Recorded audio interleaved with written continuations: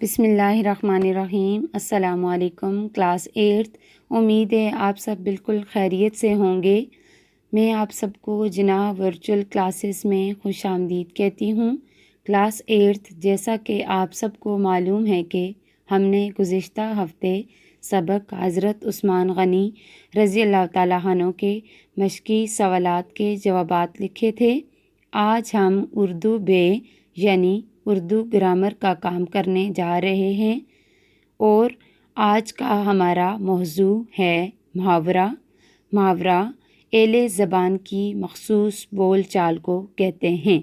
محاورہ مجازی معنوں میں استعمال ہوتا ہے اور یہ قواعد کی حدود میں ہوتا ہے، یعنی اس میں ہم اپنی مرضی یا خواہش کے مطابق تبدیلی یا کمی بیشی نہیں کر سکتے، اور یہ ہمیشہ اسم مصدر نون الف نا میں ہوتا ہے۔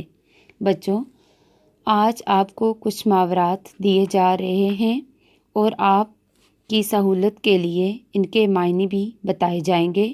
آپ نے ان محاورات کو جملوں میں اس طرح استعمال کرنا ہے کہ ان کے معنی واضح ہو جائیں۔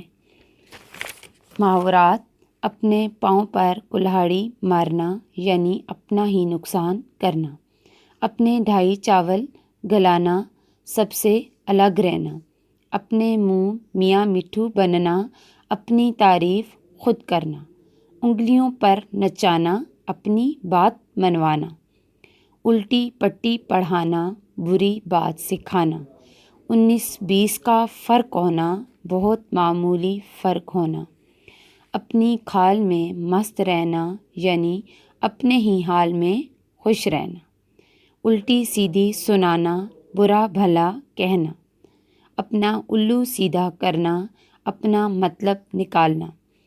آب ہونا کے معنی ہیں شرمندہ ہونا۔ کلاس 8 آپ نے محاورات اور ان کے معنی سنے۔